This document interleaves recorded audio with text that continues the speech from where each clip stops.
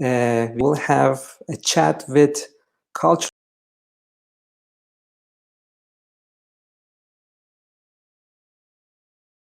state of performing arts during pandemics and post-pandemics. So many of us are staying home right now in lockdowns or quarantines. And I think we need art and culture more than ever. And I think the current pandemics also showed us that we are all in this together. So we get sick together, and hopefully we will heal together.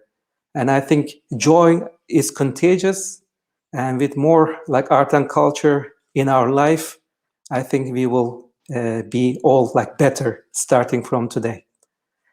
Dear Funda, thank you so much for being in our program. Thank you for inviting me. We met while like we were graduate students at economics departments of Bosphorus University. While I took a straight path to academia. Exactly. Like I don't want to count it. Yes. I had quite a standard path in academia. After master's, I did Ph.D. and then I became like a faculty in economics department. However, you had, I think, more interesting path. Like, can you like describe your career path? Yeah, as you said, my career is a little bit more complicated, or let me say, colorful. Is it a better word? Yeah, we studied together in the Bosphorus University in economics department. After I graduated from the graduate school, I got my master's degree. I always dreamed about making music, so I started working in the music industry for 5 years as a singer, songwriter, and music producer. But I encountered many difficulties in the industry. And then I decided to go back to academia to work on the music industry, in a sense, to combine what I love, arts and culture, music, with what I do well, which is the academic side. And I always advise my students this as well. The best career path is, I think, trying to find a way to combine what you love and what you are good at. So I tried to do that, and I started my PhD in the area of arts and cultural management and cultural policy in Istanbul Bilgi University. Then after my graduation from PhD, I started teaching. Actually, I started teaching during my PhD study on music industry, on cultural economy, etc. So in summary, I define myself half academic and half cultural entrepreneur because I do something in that side as well. And can you please like tell us more about your current projects, both academic and cultural? Yes. On the academic side, first of all, I am teaching in Bilgi University still, music industry course and cultural economy at the graduate level. And also I'm starting to teach cultural policy as well in next semester. And on the other side, I have a publishing company in which I publish kids' books and babies' books, and also reports on arts and culture. I have a research department in my publishing company, which is called CREXA, Arts and Culture.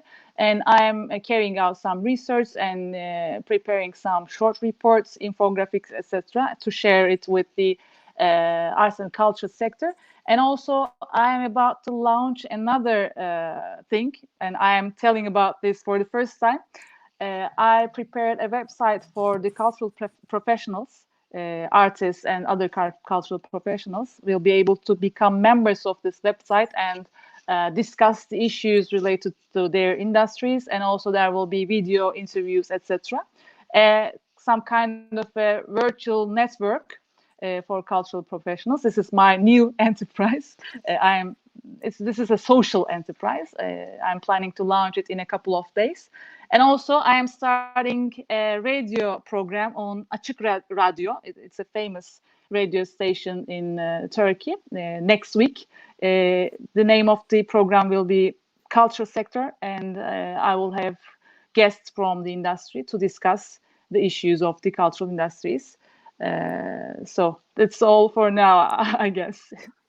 I would be like very like happy like to be your guest in the program later. Yeah, yeah, I will invite you Uh, for sure. Going back to like performing arts in Turkey, I mean, you recently like had a survey about Yes. the like consumer perceptions of towards the performing arts during the like Mhm. Corona pandemic. I mean, would you like to provide some like summary statistics of the performing Yeah, arts industry? yes. First of all, let me give some statistics about the economy, the general of the performing arts industry. Then I will talk about my survey results, if you like. First of all, the general cultural economy in Turkey is not very big, but the most important thing, the thing what is more important is its potential rather than its current magnitude. When we look at the nominal statistics, let me check my PDF as well.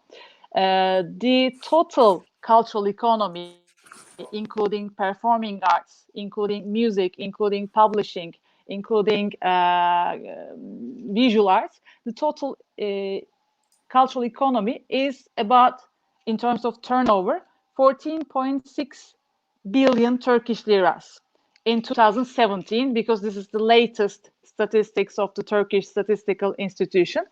And in terms of turnover, it's 3.6 billion Turkish liras. And there are 15,000, more than 15,000 enterprises working in this area. But what is more important is the share of value added in turnover rather than the nominal terms, because this share shows us the real potential of these industries. Because when we compare the performing arts in total turnover with, for instance, construction business, of course performing arts is small, but when we compare the share of percentage share of value added in turnover, we see that performing arts industry has a 3 times, 4 times more potential than construction business.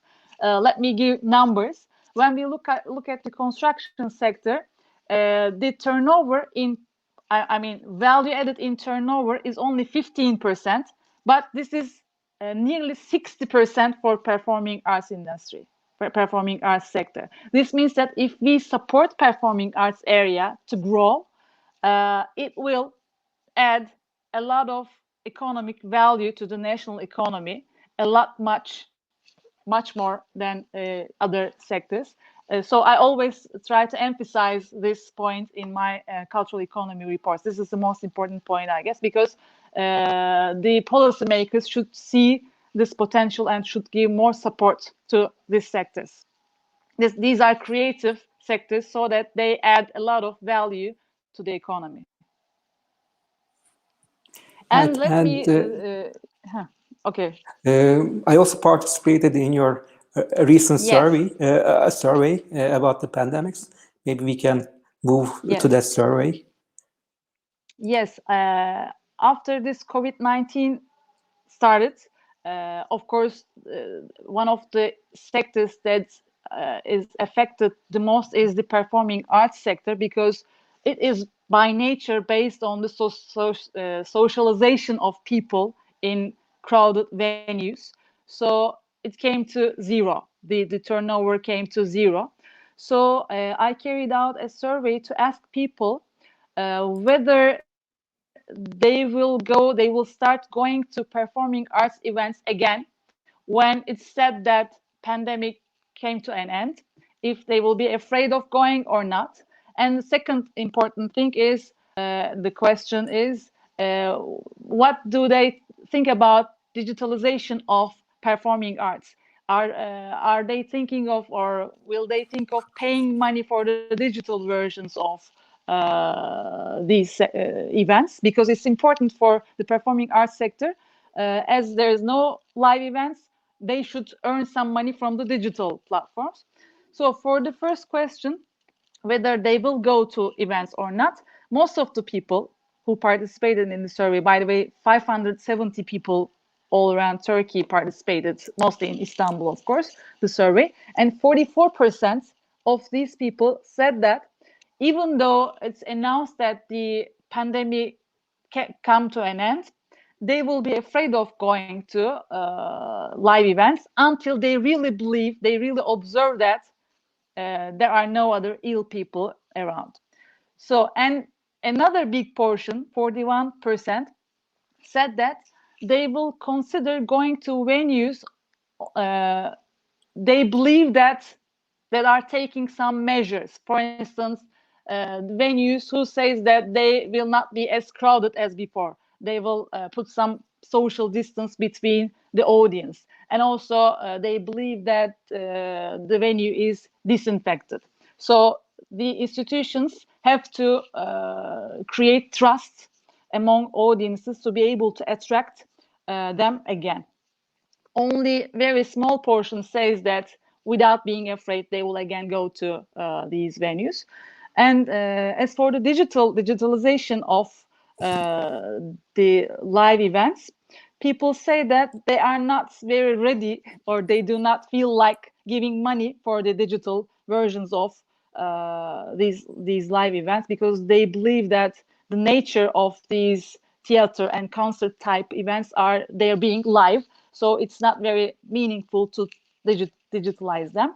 But of course, I made this survey in the beginning of this COVID-19 period. Maybe some time passes and after 6 months people are still not able to go to live events. Maybe they will think differently. They will start to shift their minds towards the digital. I think now, like some theaters or like cinemas, they are considering to reduce the capacity of the theater, like accepting like one Yes, half or like yes. one quarter of the seats. They should be doing so because the audience is expecting this from them. Otherwise, they won't be considering going to those places for a long time. And you already mentioned that people are not willing to pay for a digital like version of this art and culture. And like fortunately, like since the quarantine, there are like so many fantastic events like offered like online from like various like Free, companies like free, throughout free. free exactly. Yes, And yes. our event is also completely free, by the way. Yes, this is But this should be so for this time, because this is a support, emotional support given to people. This is also needed, but in the long run, maybe this should change, because otherwise there will be no income streams for performing arts artists and companies. But yes, there's a lot of competition when a company, when a small local company starts to try to make their productions online for some paid subscription or something like that. There will be a lot of competition. For instance, when I published this infographic on my site on Facebook, one of my Facebook friends, who is a musician in a symphony, I guess, wrote that when Berlin Symphony Orchestra, for instance, is offering for free, who will pay money for a local symphony orchestra? So there is a lot of competition, and your competitor is giving its content for free. So it will be very difficult to create sustainable business models, but I think we need them. and can you also comment on like consumer behavior when the pandemic ends? Like, do you think the consumers will be still like cautious to be on live events? Yeah, most of them will be so. I think based on my survey, as you know, I asked this as I mentioned earlier. Yes, they feel like they will still be afraid, I guess, because nobody can prove that this come to an end in a very short period of time. So they will wait until there is no other no new people announced to be ill, or they believe that it really come to an end. Maybe a vaccine or the medicines will be found, and it will take some time. As you know, it's expected that it will take at least 1 year for the live events to start to be performed at the same level, at the same frequency. It will take a long time, and during this time, some support should be given to these sectors, because there are many people working, especially independently in these sectors, because of the nature of this performing arts, other cultural sectors. There are many small enterprises, and there are many freelancers working in these areas. In this sense, I would like to talk about the government supports given to these areas. In Turkey, government support is only for enterprises. It's the enterprise level. They are giving some tax incentives. They are allowing you to postpone your social security payments or some tax payments. But for the independent artists and writers, for instance, songwriters, editors, etc., there are many people, designers, illustrators for books. There are many independent workers in this area. There should be supports for them as well. And for your question written in below, for the comparison between Turkey and other countries, there are, yes, in many countries, there are support for independence as well. This is the basic difference between Turkey and other countries. For a full list of what kinds of supports are given, and yes, which countries are giving what kinds of supports, you can check Istanbul Arts and Culture Foundation's new policy document. It's published in, I think, 2 or 3 days ago, and they are talking about Quite which recent. countries are giving which support, what do we need in Turkey, etc. And let me give some examples from that report. Um, for instance, United States shares a budget of $307.5 million for arts and culture sector. Germany is a good example. They shared 50 billion euros for arts and culture, media, and creative sector representatives, small enterprises, and also independent workers. And I heard from many people that Germany is giving in cash to artists and publishers, etc., all cultural sector representatives, starting from 9,000 euros, maybe up to 30,000 euros. I heard really people are getting these amounts of monies from the government in Germany. And in Argentina, Australia, Estonia, not only developed European countries, but also South Africa, South Korea, developing countries are also giving these kind of supports. They are especially taking this arts and culture sector into consideration, and they are showing that they know these sectors are important for them. These people are important for them. And I know in Turkey, some professional associations, such as association of songwriters, singers, actors, theater actors, and also publishers, they are preparing meetings with the government representatives, and they are demanding those kind of supports from these representatives. And I don't know, maybe we will have a solution in the end of these meetings. Also, municipalities can give some support to arts and culture sector, especially in terms of live events, or especially for the performing arts area, because all the municipalities have certain budgets for arts and culture. Today, they can share this budget for some online events. And also some firms can sponsor artists and for online events, and some of the companies are doing this. But in this on this issue, I should say the following: most of the time, these are home concerts, for instance, of single artists, and in this sense, only the artist, only the singer is being supported. But we have many other staff working around the artist, the musicians playing back, technical staff, etc. So there should be some mechanisms in which all these representatives of the sectors are supported, are earning some money. So these things are to be considered by local authorities and central authority for the cultural arts and culture sector. This is indeed like very important a policy matter, because Yes.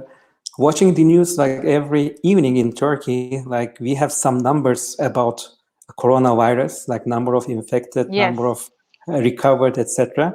So we are all like talking about numbers, but there is also like a number associated with our utility, happiness, right? Like when we are like in a quarantine, like we get extremely like anxious and stressed. And I think in that regard, keeping ourselves,